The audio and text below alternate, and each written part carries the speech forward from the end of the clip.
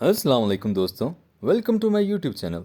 आज मैं आपको बताऊंगा कि टिकटॉक से double exposure videos and photos कैसे बनाएं।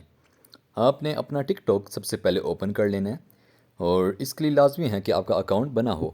दूसरा, आपने नीचे जो प्लस का साइन आपको नज़र आ रहा है, इस पर आपने क्लिक कर देना है।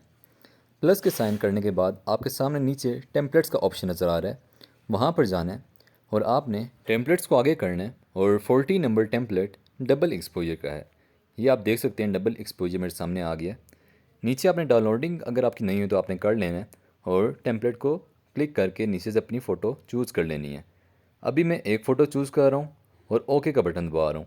आप दो भी फ़ोटो चूज़ कर सकते हैं ताकि आपका डबल एक्सपोजर टू फ़ोटोज़ पर हो। अभी मेरी एक फॉरेस्ट वाली फ़ोटो जो टिकटॉक की जानिब से है और एक मेरी अपनी फ़ोटो, ये आप देख सकते हैं।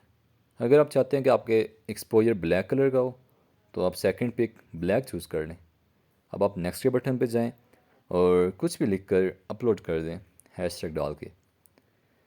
अपलोड करने के लिए नीचे पोस्ट का बटन है, उस पर आपने सिंपल प्रेस कर देना है।